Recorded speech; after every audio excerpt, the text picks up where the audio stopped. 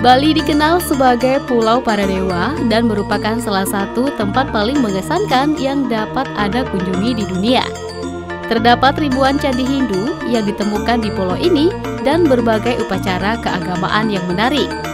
Orang Bali sangat spiritual, damai, dan baik hati. Mereka memiliki kepercayaan dan tradisi yang sangat berbeda dengan orang Barat. Sebagian besar orang membayangkan Bali sebagai tempat dengan pantai, surga tujuan untuk beristirahat. Tapi, benarkah demikian? Yuk kita simak penjelasan berikut ini, mengetahui seperti apa pulau yang luar biasa ini dan bagaimana cara mereka menjalani hidup serta apa yang tidak boleh dilakukan.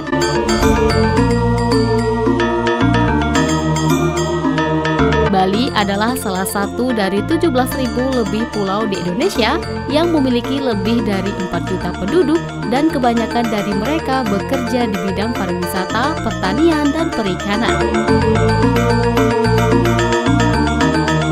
Pulau Bali adalah bagian dari Kepulauan Sunda Kecil sepanjang 153 km dan lebar 112 km. Lalu, perekonomian Bali sebagian besar mengandalkan dan berbasis pada pertanian.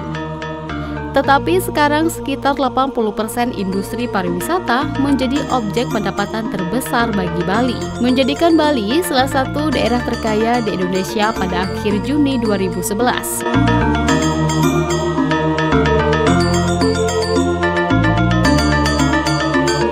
Sebanyak 86,91% warga Provinsi Bali menganut agama Hindu, Islam 10,5%, Kristen Protestan 1,56%, Katolik 0,79%, Buddha 0,68%, dan Konghucu 0,2%.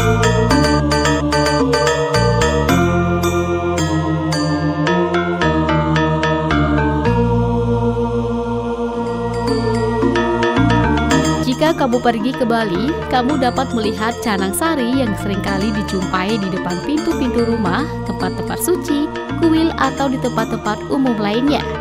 Canang sari terbuat dari anyaman daun kelapa membentuk wadah kecil berbentuk kotak yang diisi dengan beras dan bunga-bungaan.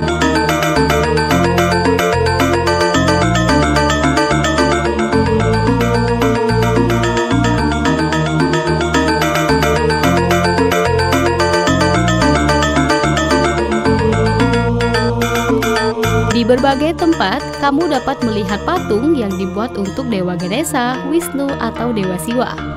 Orang Bali percaya pada reinkarnasi. Menurut keyakinan Hindu di Bali, setelah seseorang meninggal dunia, jiwa orang tersebut masih berada di dunia ini dan perlu dibebaskan melalui upacara kematian yang layak, yaitu upacara ngaben.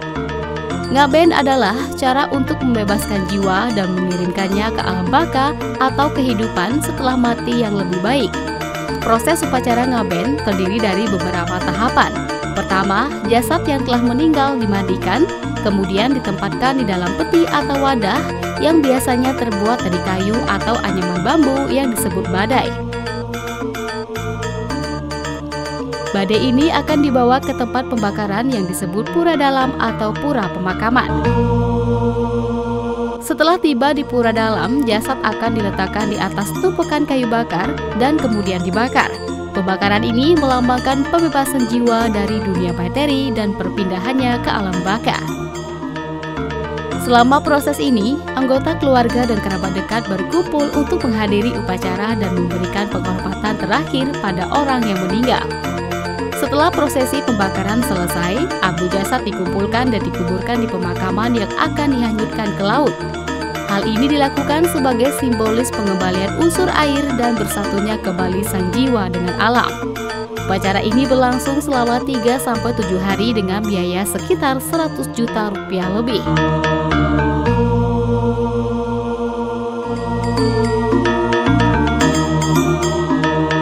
Di Bali ada sistem kasta seperti kasta Brahmana, yaitu mereka yang berasal dari keturunan pendeta, ahli agama, dan cendekiawan. Mereka dianggap sebagai kelompok paling tinggi dan memiliki tanggung jawab untuk menjaga tradisi keagamaan dan melakukan upacara keagamaan. Kasta Satria yaitu mereka yang berasal dari keturunan Satria atau prajurit. Tugas utama mereka adalah melindungi masyarakat dan menjaga keamanan. Kasta Vaishya, yaitu mereka yang berasal dari keturunan pedagang, petani, dan pengrajin yang bertanggung jawab untuk kegiatan ekonomi dan perdagangan. Kata Sudra, yaitu mereka yang berasal dari keturunan pekerja, bertanggung jawab untuk pekerjaan fisik dan tugas-tugas yang dianggap rendah dalam sosial. Dewasa ini, kasta di Bali tak lagi berfungsi sebagai pembagian tugas dalam masyarakat, tetapi hanya digunakan dalam silsilah keluarga, seperti pada penamaan seseorang.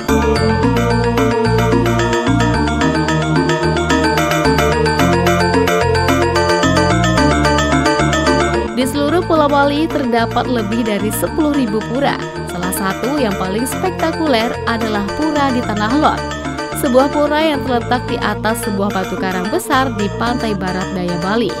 Pura ini merupakan salah satu ikon pariwisata yang paling terkenal di Bali dan sering menjadi tujuan wisatawan. Pura Uluwatu merupakan pura yang berada di wilayah desa adat Pecatu, Kuta Selatan, terletak di ujung barat daya Pulau Bali di atas batu karang yang terjal dan terletak pada ketinggian 97 meter dari permukaan laut. Di bawahnya adalah Pantai Pecatu yang seringkali digunakan sebagai tempat untuk olahraga selancar dan event internasional. Pura ini merupakan pura Satkahyangan yang dipercaya oleh orang Hindu sebagai penyangga dari 9 mata angin yang pada mulanya digunakan menjadi tempat memuja seorang pendeta suci dari abad ke-11 yang bernama Empu Kuturan yang menurunkan ajaran desa adat dengan segala aturannya. Di sini kamu juga dapat menyaksikan pertunjukan tari kecak dan menikmati pemandangan menakjubkan terbenamnya matahari dari atas tebing pura. Pura terkenal lainnya yang mungkin pernah kamu lihat di jejaring sosial adalah Pura Lempuyang atau Pura Gerbang Surga. Kompleks pura ini terdiri dari serangkaian 7 pura yang tersebar di ketinggian Gunung Lempuyang. Pura yang paling terkenal dalam kompleks ini adalah Pura Penataran Agung Lempuyang yang terletak di puncak gunung. Tempat yang tidak boleh Anda lewatkan di Bali adalah Pura Tirta Empul yang terletak di Desa Tapak Siring, Kabupaten Gianyar. Pura ini sangat terkenal karena memiliki kolam suci yang diyakini memiliki air suci yang mempunyai kekuatan untuk membersihkan roh dan badan. Di sini terdapat beberapa pancuran yang digunakan oleh para peziarah untuk membersihkan diri dalam proses spiritual. Kuta adalah salah satu tempat paling terkenal di pulau ini, dekat dengan bandara dan sering dikunjungi oleh para peselancar dan turis dari seluruh dunia, terutama warga Australia. Memiliki pantai yang panjang dengan ratusan restoran, bar, dan hotel. Sedikit lebih jauh dari Kuta adalah Canggu yang banyak dikunjungi turis, tetapi suasananya lebih tenang dengan pantai yang bagus untuk berselancar.